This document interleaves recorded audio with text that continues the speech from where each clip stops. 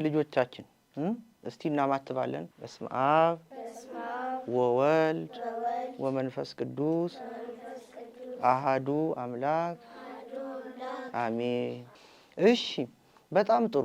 እንግዲህ ዛሬም የመጽሐፍ ቅዱስ ታሪኮች ትምህርታችንን እንቀጥላለን። መስማት ታሪክ እሺ፣ ከውስጡ ብዙ ስለምንማር በጣም ጥሩ። ከዚያ በፊት ግን እቤት ያሉትን ልጆች እንደምን ሰነበታችሁ እንበላቸው አይሻልም? በጣም ጥሩ። ዙሩና ወደዛ እጃችሁ እንዲያረጋችሁ ጎንበስ ብላችሁ እንደምን ሰነበታችሁ በሏቸው። እዛ እንደምን ሰነበታችሁ።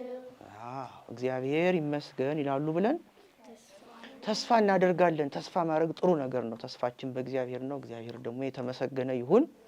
እሺ ዛሬ እንግዲህ ደግሞ እዛው መጽሐፈ ሳሙኤል ላይ ሁለተኛ ክፍል ያለውን የቅዱስ ዳዊት ጋር የተያዘውን ታሪክ እንቀጥላለን ዛሬ። እሺ አሁን ባለፈው ጊዜ አቤሴሎም ማለት የዳዊት ልጅ ነው። የሱ አንደኛው አማካሪው አኪጦፌል የሚባለው ምክሩ ስላልተሰማለት በቃ በዚያ ተናዶ ሄዶ እንደሞተ፣ ግን ደግሞ ዳዊት በድብቅ የላከው ደግሞ ማነው? እሱ ኩሲ የተባለ አማካሪው የሰጠው ምክር ሰምቶ ዳዊትን ወዲያው ከማሳደድ ይልቅ አይ ቆይ አሁን ዳዊት እልሁም በረድ ይበልለት ብሎ እንደቆየ ተነጋግረናል። ስለዚህ በዚያው ይቀጥል ይሆን ብለን ነበር ባለፈው ያቆምነው። እንግዲህ ይኸውላችሁ ዳዊት ኩሲ ለአቤሴሎም የመከረው ምክር ለዳዊት ጠቀመው። እንዴት ጠቀመው ካላችሁ ዳዊት በስደት ላይ ያለ ሰው ነው። ስደት ላይ ያለ ሰው ደግሞ እንደ ልቡ ሁሉን ነገር ማግኘት አይችልም አይደል? ስለዚህ ግን ጊዜ ሲሆን ግን ከሰው እየተላመደ ሲመጣ በዚህ አካባቢ የነበሩ ሰዎች ንጉስ መሆኑን እያወቁ ለምግብ ይሰጡታል፣ መጠጥ ይሰጡታል፣ ለጦር የሚያስፈልገውን ነገር በሙሉ ለሱም ለሰራዊቱ እዛ ለነበረው ህዝብ ሁሉ ይሰጣሉ። ከዛ ዳዊትን የሚደግፉ ደግሞ ብዙ ሰዎች ነበሩና አብረውት ከሄዱት ጋር ጦሩን ለማሰማራት ጊዜ ያገኘ። አያችሁ ወዲያው በስደት እያለ እየሮጣ አይደለም የመጣበት አቤሴሎም፣ ግን እንደሚመጣ ተከትሎት እንደሚመጣ አውቋል ዳዊት። ስለዚህ ጦር ማሰማሪያ ጊዜ ያገኘ። ከዚያ በኋላ ዳዊት መጀመሪያ ተነሳና በሉ ወደ ጦር ሜዳ ይዣችሁ የሚሄደው እኔ ነኝ መመራችኋል። ከዛ ግን በዚያ የነበሩት ሰዎች ወታደሮች ምን አሉ መሰላችሁ? አይ አንተ ዳዊት በዚህ ነው መቀመጥ ያለብህ። አንተ አንድ ሰው ብትሞት እንደ 10,000 ሰው ነው የምትቆጠረው። ስለዚህ አንተ ሞትክ ማለት በቃ ሁሉ ነገር አበቃ በዚህ በኩል ያለው ማለት ነው። እኛ ግን ሄደን ብንዋጋ ብንመራ ግን እኛ ብንሞት በቃ ወታደር ሞተ ገሌ ሞተ ነው የሚባለው። ስለዚህ ያንተ ክብር ከፍ ያለ ነውና ግድ የለም እኛ እንሄዳለን አሉት። ከዚያ እሺ ብሎ ከዚያ ከነበሩበት ቦታ ግን ሊሸኛቸው ወደ በሩ ወደ ሞጫው ተጠጋ አብሮ። ከዚያ ግን ምን አለ መሰላችሁ? ድምጹን ጮክ ከፍ አድርጎ ጮክ ካለና ሁሉም ሰው እንዲሰሙት ለልጄ ለአቤሴሎም ስለኔ ስትሉ ምህረት አድርጉለት አላቸው። ሰማችሁኝ? እንደማይቀር ውጊያው ገብቶታል። ነገር ግን ደግሞ ልጁ ስለሆነ ደግሞ አዘነ እና ጮክ ብሎ ሁሉም እንዲሰሙት ወታደሮቹም ሁሉም እንዲሰሙት ጮክ ብሎ ይሄን ተናገረ። እና መጀመሪያ ጦር አሰማራልኝ ብሎት የነበረው አንድ ሰው ነበረ። እሱ ስህተት በመፍጠሩ ምክንያት በመዘግየቱ ምክንያት ሁለተኛውን አቢሳ የሚባለውን ሰው፣ አቢሳ ማለት የዳዊት የጦር አለቃ የነበረው ወይም ደግሞ ብዙ ጊዜ ዳዊትን ያገለገለው ኢዮአብ ነበር አይደል? የኢዮአብ ወንድም ነው አቢሳ ማለት። አሁን አቢሳና ኢዮአብ ሁለቱ የጦር መሪዎች ሆነው ጦር ያደራጁት ማን ጋር ለመዋጋት? ከአቤሴሎም ጋር ለመዋጋት። ከዚያ ግን ጊዜ አግኝተው በደንብ ያላቸውን ልምዱን ተጠቅመው በደንብ ስለተዘጋጁ እግዚአብሔርም ደግሞ ስለሚፈልገው ስለረዳቸው እግዚአብሔር የሾመው ሰው ስለሆነ ዳዊት ከአቤሴሎም ሰዎች ጋር ሲዋጉ የዳዊት ጦር አሸነፈ። ወደ 20,000 ሰው የሚሆን ሞተ በአቤሴሎም በኩል። እና በጣም ተስፋ ቆረጠ። ልምድ የለውም። አብዛኛው በስሜት የመጣ ነው። እንደገና ደግሞ የእግዚአብሔር ትልቁ ነገር የእግዚአብሔር ፈቃድም አይደለም። ስለዚህ አቤሴሎም መጨረሻ የነበረው ነገር ምን ነበር መሰላችሁ? በበቅሎ ላይ ተጭኖ መፈርጠጥ ነበር፣ መሸሽ ነበር። እና በቅሎ ላይ ተቀምጦ እግሬ አውጪኝ ሸሸ፣ ሄደ፣ በረረ፣ ነጎደ። ከዚያ ግን አቤሴሎም ምን አይነት ሰው ነበር ብያቸዋለሁ ባለፈው ስነግራችሁ። ምን ነበረው ብያቸዋለሁ?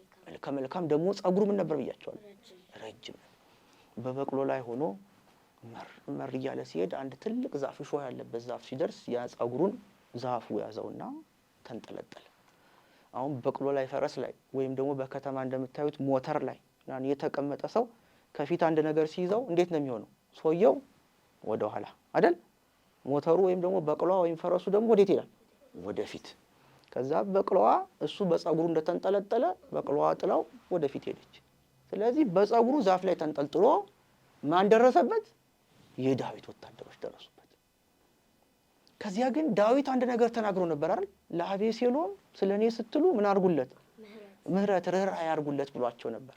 ስለዚህ ተንጠልጥሎ አይተውት እንደማንኛውም ወታደር እዛው ግድል አድርገው መሄድ ይችሉ ነበር። ግን ሄዱና ላለቃቸው ለኢዮአብ ነገሩት። ኢዮአብ እንግዲህ መጀመሪያ ሄዶ ያስታረቀው ሰው ነው። አሁን ግን በዳዊት ላይ እግዚአብሔር በቀባው ላይ እጁን ስላነሳ ግን ተቀይሞታል። ወታደር ነው። ወታደር ደግሞ በጦር ሜዳ ከተሰማራ ደግሞ እጅ ሰጥቶ ከተማረከ ተማረከ ነው። እጅ ያልሰጠ ካለ ደግሞ ገለው ነው የሚመጡት። ስለዚህ አሁን እዛ ጋር ሄደው ለሱ ለአማካሪው ለኢዮአብ ሲነግሩት ምን አላቸው? እንዴ ተንጠልጥሎ አይታችሁት ዝም ብላችሁት መጣችሁ አላቸው። ነገም ተንኮል እንደዛ ምረት ተደርጎለትም ነገም ተንኮል ያስባል ብሎ ስላሰበ ማለት ነው። በሉ እኔ እኮ 10 ብር እሰጣችሁ ነበር። እንግዲህ በዚያን ጊዜ 10 ብር የሚለው ውድ ብር ነው። 10 ብር እሰጣችሁ ነበር እኮ ሄዳችሁ ከገደላችሁት ያንን አላቸው። ከዛ እነሱ ደግሞ 10 ብር አይደለም 1000 ብር ብትሰጠንም ይሄን ለማድረግ ይከብደናል። ምክንያቱም ንጉሱ እኮ ሲናገር የነበረውን ነገር ሰምተናል። በኋላ እኛ ከገደልነው በኋላ ንጉሱ ፊት ሲኬድ እኮ እኛን አሳልፈን ልትሰጠን ነው፣ እነሱ ነው የገደሉት ልትል ነው። አለቃቸው ነው፣ ግን ደግሞ የተናገረው ነገር ትክክል አይደለም። ስለዚህ እኛ እጃችንን አናነሳም አሉ። ከእናንተ ጋር ክርክር ከመከራከራልና 3 ጦሮችን ይዞ ተንጠልጥሏል ወደ ተባለበት ወደ አቤሴሎም ጋር ሄደ። ከዚያ ዳዊት እንዳለው ምህረት አላደረገለትም። በእነዚያ ጦሮች ወጋና ሌሎቹም ወታደሮች ነበሩ። በዚያው በተንጠለጠለበት ዛፍ ላይ ገደለው፣ ሞተ። የማን ልጅ ሞተ? የዳዊት ልጅ ሞተ። ይሄ እንግዲህ ባለፈው የነበረውን ታሪክ መነሻ ስታዩ ከየት እንደመጣ ታያላችሁ እንጂ በቃ ዝም ብሎ ዳዊት ላይ ምንም ያላረገ ሰው ወይም በሆነች ጊዜ ብቻ ያመፀ ሰው አይደለም። አቤሴሎም አይደል? ብዙ ነገር ያሳለፈ ሰው ነው። በመጨረሻ ምኞቱ ደግሞ ትክክል ስላልነበረ ልክ እንደ አማካሪው የእሱም መጨረሻ ሞት ሆነ ማለት ነው። ከዚያ እንደውም እዛ የነበሩ ሰዎች የጦር አለቃው ይሄን በማድረጉ ወስደው ወደ ገደል ዳር ወረወሩትና በጣም ብዙ ድንጋይ በላዩ ላይ ቆለሉበት፣ እንዳይገኝ ሁሉ አድርገው ማለት ነው። ከዚያ ግን ምንም ሆነ ምንም ያሰማራቸው ወደ ጦር ሜዳ የላካቸው ንጉሱ ነው። ወደ ንጉሱ ዜናው መካሄድ አለበት አይደል? ስለዚህ ወደ ንጉሱ ደግሞ ሄዶ ዜናውን ለማድረስ አኪማአስ የሚባል አንድ ሰው መጣና ለኢዮአብ እኔ አኪማአስ ቀድሜ ወጣት ነኝ፣ ፈጥኜ ሄጄ ለዳዊት ዜናውን ልንገረው ብሎ አስጨነቀው። መጀመሪያ ተው አይሆንልህም ብሎት ነበር። በኋላ ግን በጣም ዝብዝብ ሲያደርገው እሺ ሂድ እና ሂድ ንገረው ለንጉሱ አለው።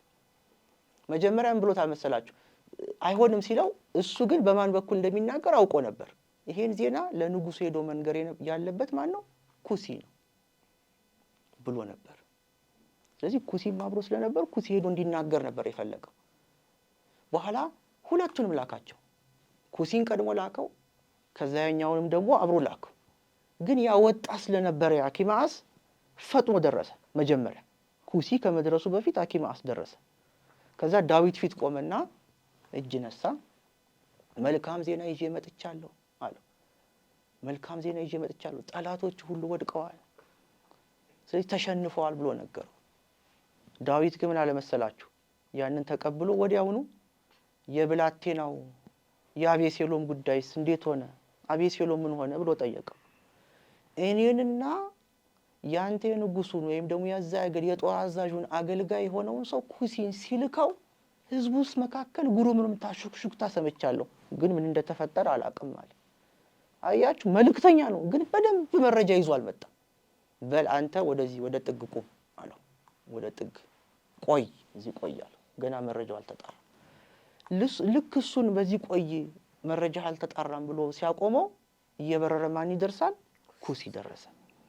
ከዛ ኩሲ ደረሰና ፊት ለፊቱ ገብቶ ልክ እሱ እንደሚያደርገው ሰገደና እግዚአብሔር በላይ የተነሱበትን ሁሉ መስመራት ይዟቸዋል፣ አጥፍቷቸዋል አለው። ልክ እሱም እንደዛኛው። ከዛ ዳዊት አሁን በድጋሚ ምን ጠየቀ? የብላቴናው የአቤሴሎም ጉዳይስ እንዴት ሆነ አለው። ጌታዬ የንጉሱ ጠላቶች የሆኑት ሁሉ ልክ እንደዛ ብላቴና ሆነዋል አለው። ያ ማለት የንጉሱ ጠላቶች ቅድም ሞተዋል ብሎት ነበር አይደል?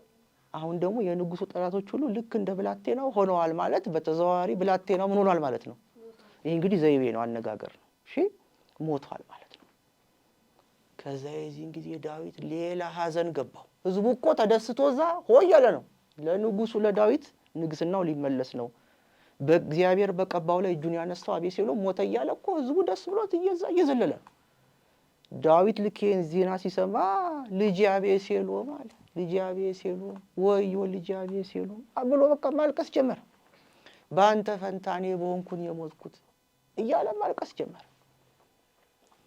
የዚህን ጊዜ ወላችሁ ዳዊት በጦርነቱ አሸንፈው ቢመጡ እሱ ግን ልጁን እያሰበ ማልቀሱ ከሰዎቹ ዘንድ ተሰማ።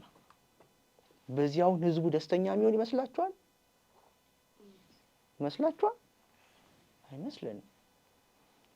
ምክንያቱም እነሱ የተዋጉት የዳዊትን ንግስና ለማጽናት ነው አይደል? ግን አቤሴሎም ልጄ ሞተ እያለ ከሰው ጋር እንኳን ደስ ያላችሁ ጠላቶቻችን ሞተውልናል ብሎ ሄዶ ወጥቶ እንደመናገር እሱ ገብቶ ልጄ አቤሴሎም እያለ አለቀሰ ብሎ ህዝቡ አኮረፈው። ከዚያ የዚህን ጊዜ የጦር አዛዡ የነበረው ማን ነበረ ብለናል? ኢዮአብ። ሁልጊዜ ማስታወሳችሁ ተደጋጋሚ ስለሚመጣ ነው። ኢዮአብ ወደ ዳዊት ወደ ንጉሱ ገባና ንጉስ ወይ ፈጥነህ ወጥተህ ለህዝቡ የሚያጽናና ቃል፣ ደስታቸውን የሚያረጋጋ ደግሞ በቃ የሞተው ሄዷል ሞቷል ብለህ የሚያረጋጋ የምስጋና ቃል ለህዝቡ ካልተናገርክ ህዝቡ ሁሉ ያኮርፋል፣ ወደ የድንኳኑ ሸሽቶ ገብቷል። ስለዚህ የሚሆን የሚከተል የምትመራው ሰው አታገኝም ብሎ ነገረው። ከዛ ይሄን ምክር ሰማ። ግን ሀዘኑ ውስጡ ገብቷል። ልጆቹን እያጣ ነው። ቀስ በቀስ ቤቱ ድብልቅልቁ እየወጣ ነው አይደለ? የንጉሱ ቤት ሀገር የሚያስተዳድረው ስንቱ የሚመራው ፍርድ የሚፈርደው ሰው ግን በቤት ውስጥ ያለ ከባድ መከራ ገጥሞታል፣ ያውም በልጆቹ ምክንያት። አሁን ደግሞ አንደኛው የቀረው ልጁ በስደት የነበረው በኋላ የታረቀው አጥፍቶ የነበረው የታረቀው ደግሞ ተመልሶ አመጸበት። አምጾ አሳደደው፣ ተሳደደ። እንደገና ደግሞ አሁን ጭራሽ ሞተ። ስለዚህ ይሄ እንደ አባት ሲታይ ዳዊትን ሊያሳዝነው ይችላል። ግን ህዝብ መሪ ስለሆነ ደግሞ ህዝቡ ማረጋጋት አለበት እና ወጥቶ ወደ ሰገነቱ ቆመ። ግን ምንም መናገር አልቻለም ዳዊት። የዚህን ጊዜ ህዝቡ አኮረፈው። ህዝብ ሲያኮርፍ ጥሩ ነው መስላችኋል?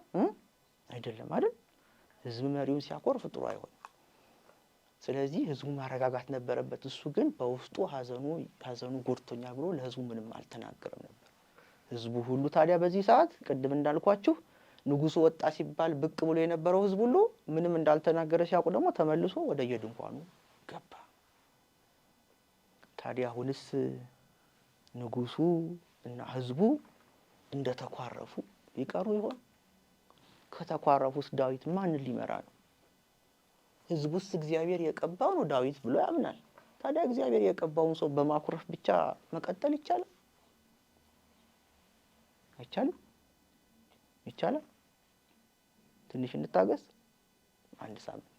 እሺ፣ የሚቀጥለው ደግሞ ህዝቡና ዳዊት ምን ሆኑ፣ የእስራኤል ንግስና እንዴት ይቀጥላል የሚለውን ነገር ደግሞ እንነጋገራለን ማለት ነው። ስለዚህ የአቤሴሎም መጨረሻ ነው የዛሬው ታሪክ ርዕሳችን።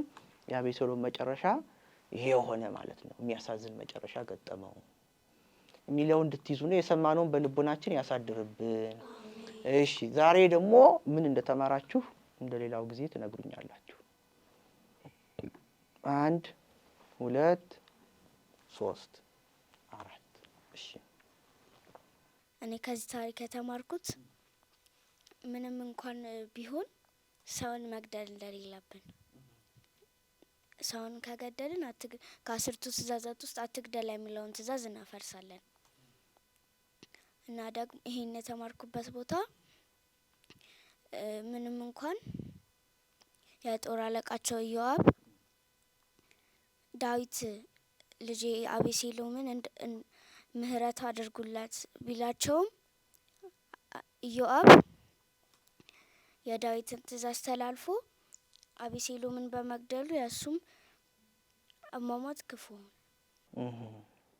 ይሆናል ብለን እንገምታለን አይደል? እንጂ አልሞተም ገና አይደል? ኢዮአብ በታሪክ ውስጥ አቤሴሎም ነው የሞተው። አይዞሽ አይደል? በጣም ጥሩ እሺ።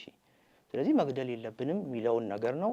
ግን ይሄ ታሪክ ደግሞ ላይ እሱ የንጉሱን ትእዛዝ ነው የፈጸመው፣ ጦርነት ላይ ነው ያሉት የሚለው ደግሞ ሌላ የሚታይ ነገር ነው። ምንም ቢሆን ግን አትግደል የሚል ህግ አለ አይደል? ስለዚህ የገደለ ሰው ደግሞ መጨረሻው ጥሩ ላይሆን ይችላል የሚል ሀሳብ ነው ያለሽ አይደል? ጥሩ ነው፣ ሀሳባችሁን ግለጹ ስለሆነ እሺ። ወደፊት ደግሞ የምናጣራው ነገር ይኖራል ታሪኩን ስንቀጥል። ጎበዝ እሺ። እኔ ከዚህ ታሪክ የተማርኩት አንደኛ መጀመሪያውኑም ሰው እንትን መጥፎ የሆነ ልክ እንደ ባለፈው ታሪክ ላይ የዳዊት የመጀመሪያ አማካሪ እርሱ መጥፎ ምክር መክሮ ሞቷል። እናም አቤሴሎም ደግሞ እኔ ንጉስ ሆናለሁ ብሎ መጥፎ ምኞትም ተመኝቶበት በአባቱ ላይ መጥፎ ነገር ስላሰበ አሁን የሱ አሟሟትም ጥሩ አልሆነም። ስለዚህ ክፉ ሰው አለመሆን እናም ደግሞ ክፉ ሰው ቢኮን ራሱ ለመቀየር መጣር እግዚአብሔር ደግሞ ንግስናም ሆነ ሌሎች ስልጣኖች እንዲፈቀድለት በጸሎት በጾም መጠየቅ እንዳለበትና መቀየር እንዳለበት ነው የተማርኩት። በጣም ጥሩ ጎበዝ ጎበዝ ጎበዝ። አቤሴሎም ብዙ እድል ነበረው፣ አባቱ ንጉስ ነው። ስለዚህ በሰላም መጠየቅ የሚችለውን ነገር በክፋት በመሄዱ መጨረሻው ሞት ሆነ። ስለዚህ ክፉ መሆን የለብንም ያለችው ጎበዝ። ቃለ ሕይወት ያሰማል። እሺ እኔ ከዚህ ታሪክ የተማርኩት አታድርጉ የተባለውን ነገር አለማድረግ እንዳለብን እሺ እንዳለብን ያደረገው አታድርግ የተባለው ኢዮአብ ነው። የተደረገበት ደግሞ አቤሴሎም ይባላል። ንጉሱ ልመናን ያቀረበው አይደል? ትእዛዝ ሳይሆን ልመና ነው። ትእዛዝና ልመና ይለያያሉ። በፈቃድ የሚደረግ ቢሆንም ግን ያን ማድረግ ነበረበት። ኢዮአብ ግን ህዝቡ ደግሞ በጦርነት መካከል ለብቻ ይዞት ቢመጣ ደግሞ ሊያኮርፍ እንደሚችልም ያውቃል፣ ይገምታል አይደል? ስለዚህ እሱ ራሱን የቻለ ሌላ ፍርድ የሚያስፈልገው ነገር ቢሆንም አንተ ያየህበት እይታ ግን ንጉስ ነው። ስለዚህ ትእዛዝ ምንድነው? ጥያቄም ቢሆን ካቀረበ ምህረት ቢያደርግለት ጥሩ ነበር ነው አይደል?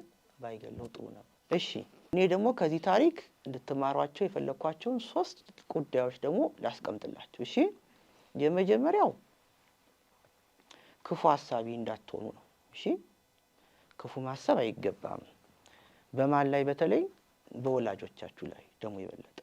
አሁን እሱ በወላጅ አባቱ ላይ ነው ክፋት ያሰበው አይደለ?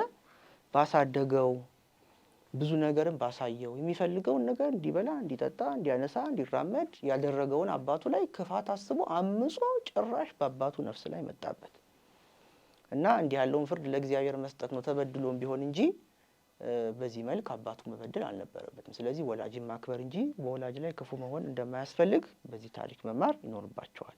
መልሱን እግዚአብሔር ነው የሚሰጠው። ዳዊት አሁን በሌለበት አይደል ሌሎች የተበቀሉት አይደለ? ስለዚህ መልሱን ለእግዚአብሔር መስጠት ነው። ክፋት ቢኖር እንኳን ግን የሚያፈቅሯችሁ የሚወዷችሁ ወላጆቻችሁን ማክበር እና ከነሱ ላይ ክፉ አለማሰብ ያስፈልጋቸዋል። ሁለተኛ የአባት ፍቅር አላያችሁ?